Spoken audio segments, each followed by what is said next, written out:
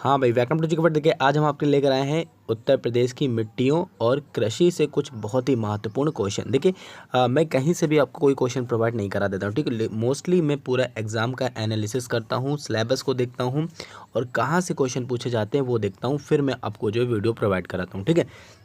तो आज जो आपको क्वेश्चन दिए जा रहे हैं, मोस्टली अगर आप चकबंदी की तैयारी कर रहे हैं, चकबंदी अधिकारी की, मंडी परिषद की लोअर पीसेस है, या फिर उत्तर प्रदेश में होने वाली सभी परीक्षाएं हैं, अगर आप तैयारी कर रहे हैं तो यहाँ से आपको क्वेश्चन मिलते हैं। याद रखिएगा कि मोस्टली 6 से 7 क्वेश्चन आपको यूपी स्पेशल के मिल जाते हैं, ठीक है। और यूपी स्पेशल में भी यहाँ की मिट्टियाँ और आपकी कृषि से काफ़ी क्वेश्चन पूछे जाते हैं, ठीक है। तो वीडियो को शुरू से लेकर लास्ट तक देखिएगा, सभी क्वेश्चनों को बहुत अच्छे से समझ के चलिएगा और हम पूरी कोशिश करेंगे कि हम आपको सभी क्वेश्चन आराम से समझा भी दें ताकि ये आपको आराम से समझ में भी आ जाए, ठीक है। तो पहला क्वेश्चन ये है, क्या उत्तर प्रदेश की कौन सी 2 नदियों का जो क्षेत्र है जलोढ़ मिट्टी का क्षेत्र है, ठीक है। अपने में ही इंपॉर्टेंट क्वेश्चन है और याद रखिएगा उत्तर प्रदेश की जितनी भी नदियां हैं या फिर मिट्टियां हैं, इनसे क्वेश्चन पूछे ही जाते हैं।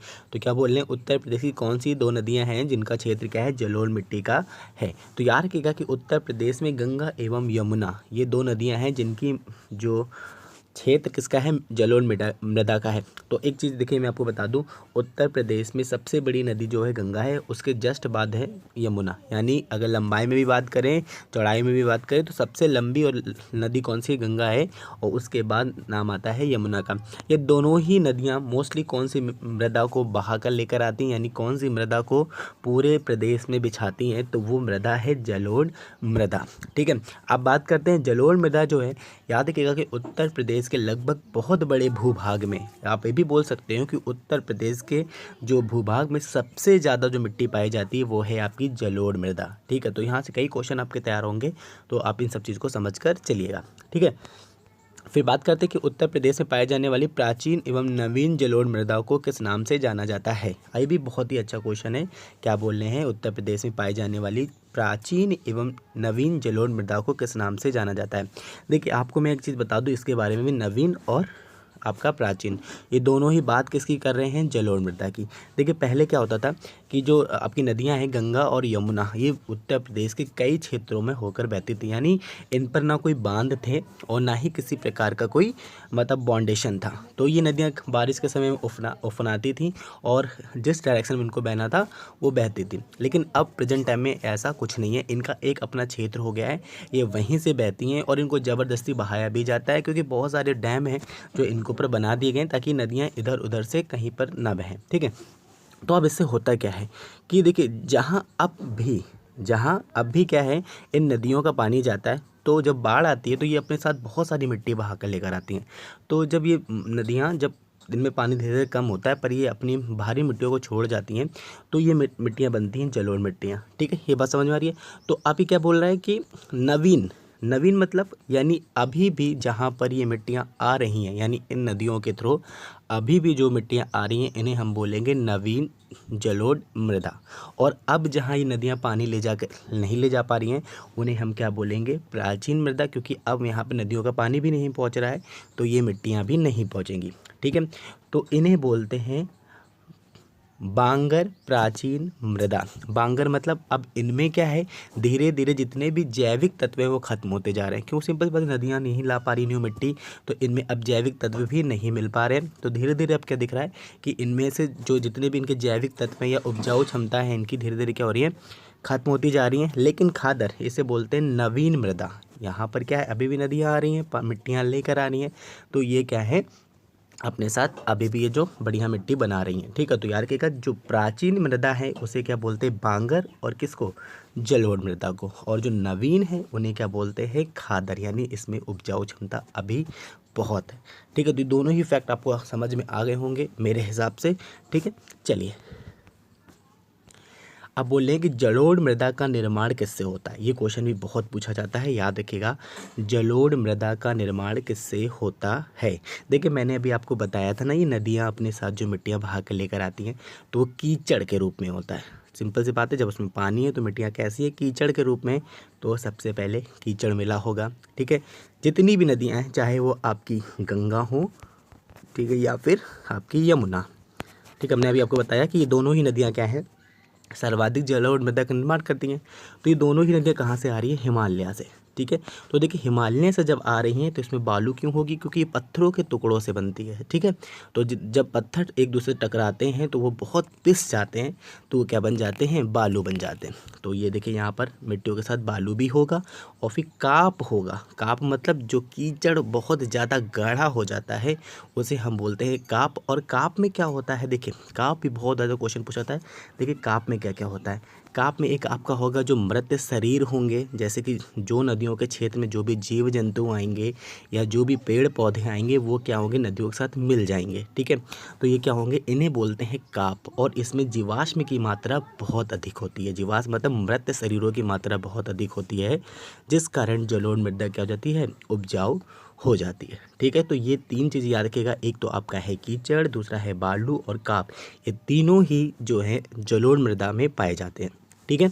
चलिए अब आपका नेक्स्ट क्वेश्चन क्या है कि जलोढ़ मृदा की रासायनिक संरचना क्या है। तो याद रखिएगा जलोढ़ मृदा में जो है सर्वाधिक मात्रा में पाया जाता है पोटाश एवं चूना।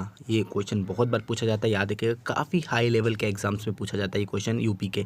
तो क्या बोला है, जलोढ़ मृदा की रासायनिक संरचना क्या है, तो सर्वाधिक जो मात्रा में पाया जाता है वो पोटाश और चूना पाया जाता है। और आपका नवीन यानी कम मात्रा में पाए जाते हैं फास्फोरस, नाइट्रोजन एवं जीवाश्म, ठीक है। चलिए नेक्स्ट क्वेश्चन है कि उत्तर प्रदेश की मैदानी क्षेत्रों में किन 2 जिलों का मुख्यतः जो मरुस्थलीय मिट्टी का प्रसार देखा जाता है। तो मरुस्थलीय मिट्टी देखिए वैसे तो उत्तर प्रदेश में बहुत ही कम पाई जाती है, क्योंकि पूरा जो हमारा प्रदेश है वो उपजाऊ भूमि से निर्मित है। लेकिन आगरा और मथुरा ये जो क्षेत्र है ये कहीं ना कहीं से जो आपके मरुस्थलीय क्षेत्र में आते हैं। क्यों, क्योंकि ये राजस्थान से भी थोड़ा सा अटैच है, तो इस कारण यहाँ पर जो है मरुस्थलीय मिट्टी देखी जाती है, यानी कैसी, बंजर मिट्टी, ठीक है। नेक्स्ट क्वेश्चन क्या आपका कि बुंदेलखंड क्षेत्र में मुख्यतः किस तरह की मिट्टियाँ जो है पाई जाती हैं। तो याद रखिएगा कि बुंदेलखंड, जो आप झांसी गए होंगे तो आपने देखा होगा कि वहाँ पर रेड मिट्टी वहीं से स्टार्ट हो जाती है उत्तर प्रदेश के अंदर। तो लाल मिट्टी पाई जाती है बुंदेलखंड क्षेत्र में। राकड़ मृदा भी पाई जाती है और भोपटा मृदा। ये देखिए ये ऐसी मृदा हैं जो यहाँ के स्थानीय नेम है, ठीक है। तो ये बुंदेलखंड में देखे जाती हैं। मोस्टली क्वेश्चन याद रखिएगा, ये राकड़ और भोपटा ये दोनों मृदा कहाँ पाई जाती हैं, बुंदेलखंड में। और ये क्वेश्चन आपका यूपी पीसीएस में पूछा भी जा चुका है, ठीक है। नेक्स्ट क्वेश्चन क्या आपका कि उत्तर प्रदेश के बुंदेलखंड क्षेत्र में किस कृषि का क्षेत्र है। ये भी बहुत अच्छा क्वेश्चन है कि बुंदेलखंड क्षेत्र में, आपको बता दूं मैं कि बुंदेलखंड क्या है, काफ़ी शुष्क इलाका है। शुष्क मतलब यहाँ पर जो जलवायु थोड़ी सी गर्म हो जाती है उत्तर प्रदेश के अंदर, ठीक है। तो यहाँ पर जो शुष्क कृषि का क्षेत्र अधिक देखा जाता है, यानी ऐसी कृषि का क्षेत्र जहाँ जिन फसलों को अत्यधिक धूप या गर्मी की ज़रूरत होती है वो यहाँ पर ज़्यादा बोई जाती हैं। कहाँ पर, बुंदेलखंड क्षेत्र में उत्तर प्रदेश के, ठीक है।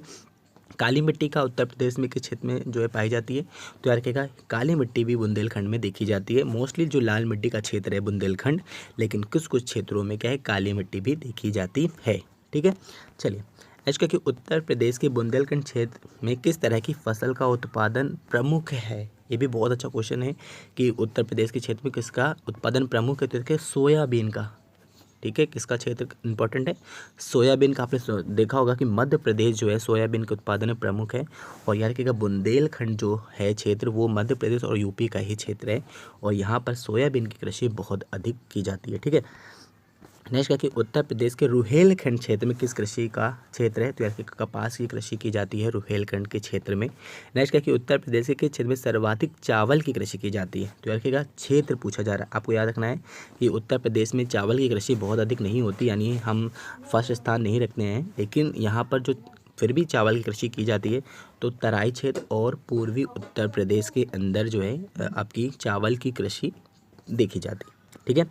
नेक्स्ट क्या कि अवनालिका अपर्दन सर्वाधिक किस जिले में देखा जाता है। आईएमपी क्वेश्चन याद रखिएगा, अवनालिका अपर्दन यानी मिट्टी का किसी न किसी तरह से क्षय होना, ये किस जिले में सर्वाधिक देखा जाता है। तो याद रखिएगा इटावा में देखा जाता है, ठीक है। नेक्स्ट क्वेश्चन है कि करेल, रेंगूर व कपास मृदा के उपनाम से जानी जाती है। आईएमपी क्वेश्चन मोस्टली पूछा जाता है, करेल किसे कहते हैं, रेंगूर किसे कहते हैं, कपास किसे कहते हैं, कपास मृदा किसे कहते हैं।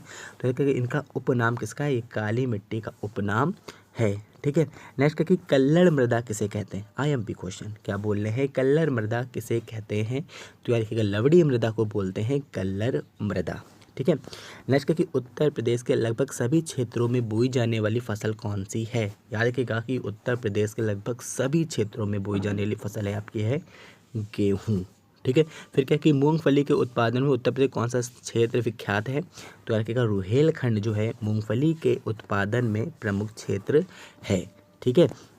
फिर नेक्स्ट क्वेश्चन क्या कि उत्तर प्रदेश का चौसा आम व सफ़ेदा आम, इंपॉर्टेंट क्वेश्चन है, ये भी पूछा जा चुका है। तो यार क्या उत्तर प्रदेश का चौसा आम व सफ़ेदा आम का प्रमुख क्षेत्र कौन सा है? सहारनपुर है उत्तर प्रदेश का। नेक्स्ट क्वेश्चन है कि उत्तर प्रदेश के किस जिले में अमरूद की खेती बड़े पैमाने पर की जाती है? तो रहेगा प्रयागराज व कौशाम्बी उत्तर प्रदेश के दो प्रमुख जिले हैं जहां पर अमरूद की कृषि बहुत ही बड़े पैमाने पर की जाती है। ठीक है। नेक्स्ट क्वेश्चन कि उत्तर प्रदेश के किन दो जिलों में आलू का उत्पादन सर्वाधिक किया जाता है? तो रहेगा हाथरस व कन्नौज। ठीक है, ये वहाँ होगा हाथरस व कन्नौज में सर्वाधिक आलू का उत्पादन किया जाता है। नेक्स्ट क्या कि उत्तर प्रदेश राज्य में कृषि कुल पारिस्थितिकी क्षेत्र कितने? IMP question. पारिस्थितिकी क्षेत्र में बांटा जाता है उत्तर प्रदेश को, कुल 20 पारिस्थितिकी क्षेत्रों में बांटा जाता है उत्तर प्रदेश की कृषि को। ठीक है। नेक्स्ट क्या कि उत्तर प्रदेश में प्रमुख जोतों का आकार क्या है? ये तो बहुत ही महत्वपूर्ण क्वेश्चन है, इसको आप थोड़ा सी समझ लीजिए। जैसे कि 0.39 से 1.39 हेक्टेयर की भूमि रखने वालों को कहते हैं सीमांत किसान या सीमांत जोत। ठीक है। फिर क्या है 1.39 से 2.40 की हेक्टेयर की भूमि रखने वालों को बोलते हैं लघु। ठीक है। और फिर क्या 2.40 से 5.52 हेक्टेयर का है अर्ध मध्यम, और 5.52 से 15.01 जो है हेक्टेयर ये मध्यम वर्ग का। ठीक है। तो ये हेक्टेयर आप लोग बहुत अच्छे से याद कर लीजिएगा क्योंकि ये पेपर में पूछा जाता है। हम इसका जब मॉक टेस्ट आपको कराएंगे तो हम आपको कवर करा देंगे, लेकिन अभी आपको ये याद रखना है कि इस तरह से जो है जोतों का आकार बांटा गया है उत्तर प्रदेश के अंदर। ठीक है। नेक्स्ट क्वेश्चन क्या आपके उत्तर प्रदेश राज्य में सभी वर्गों का औसतम जोत आकार क्या है? यानी अब सभी वर्ग के किसान जो हैं उनका औसतम जोत आकार क्या है? तो यार 0.76 हेक्टेयर है आपका। ठीक है। चलिए नेक्स्ट है कि गंगा घाघरा दोआब क्षेत्र में सर्वाधिक उत्पादन किया जाता है। क्योंकि गंगा और घाघरा नदी के दोआब क्षेत्र में सर्वाधिक उत्पादन किया जाता है गेहूं का। ठीक है। उत्तर प्रदेश के किन मतलब जायद फसलों का उत्पादन किया जाता है? तो मूंग और लोबिया ये दोनों ही जायद की फसलें हैं और उत्तर प्रदेश में इनका उत्पादन बड़े पैमाने पर किया जाता है। ठीक है। नेक्स्ट क्वेश्चन आपकी उत्तर प्रदेश की नगदी फसल में से एक कौन सी है? तो है गन्ना उत्तर प्रदेश की प्रमुख नगदी फसल है। ठीक है। चलिए नेक्स्ट कि कृषकों की आय दुगनी करने हेतु उत्तर प्रदेश में कितनी श्रेणियां बांटा गया है?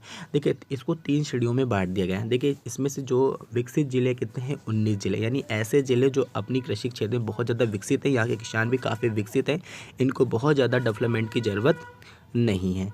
विकासशील जिले हैं क्या है? 40 जिले ऐसे हैं कि जो हाँ मतलब इतनी ख़राब स्थिति में नहीं है, और लेकिन पिछड़े जिले कितने हैं? कुल 16 जिले। ठीक है। तो इन 2 जिलों को क्या है विकसित करना है और अच्छे से इनमें काम करना है, इसलिए इनको बांट दिया गया है। यानी जितने भी सरकारी योजनाएं हैं या जितने भी सरकारी कार्यक्रम हैं इन 2 जिलों में अधिक देखे जाएंगे क्योंकि इन्हें हमें क्या करना है विकसित करना है। ठीक है।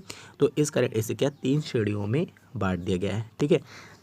नेक्स्ट है किसान समृद्धि आयोग का संबंध किससे है? तो यार क्या किसान की आय का दुगना करना ही क्या है 2022 तक, यही है किसान समृद्धि आयोग का संबंध। ठीक है। नेक्स्ट क्वेश्चन क्या है कि उत्तर प्रदेश की प्राथमिकता कृषि क्षेत्र कौन सी है? तो है कि कुल सिंचित क्षेत्र में ये प्रथम स्थान रखता है। कुल सिंचित क्षेत्र मतलब यहाँ की जो भूमि सिंचित है क्योंकि वर्षा भी है और ठीक ठाक मौसम भी रहता है उत्तर प्रदेश का, तो सिंचित क्षेत्र भी यहाँ पर प्रथम है पूरे देश के अंदर। कुल नहर से सिंचित क्षेत्र भी यहाँ पर प्रथम है, यानी नहरों द्वारा जो सिंचाई होती है ये भी इसमें भी उत्तर प्रदेश प्रथम स्थान रखता है।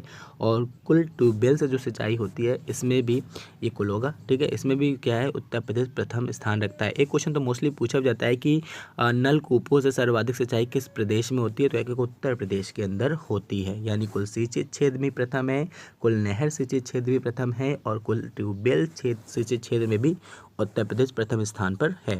ठीक है। फिर उत्तर प्रदेश के उत्पादन में प्राथमिकता किस किस में है? ठीक है। क्योंकि कुल खाद्यान्न का उत्पादन तो प्रमुख है, ये क्वेश्चन पूछा भी बहुत जाता है कि कुल खाद्यान्न उत्पादन में उत्तर प्रदेश क्या स्थान रखता है? तो क्या प्रथम।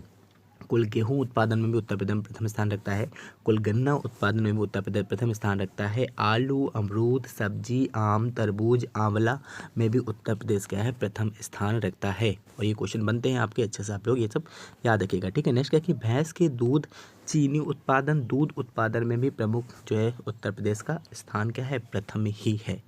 ठीक है। फिर किस भारतीय राज्य का पशुधन जो है प्रथम स्थान पे, यानी पशुधन से प्राप्त होने वाला जो धन है वो उसमें भी जो उत्तर प्रदेश का है प्रथम है। ठीक है।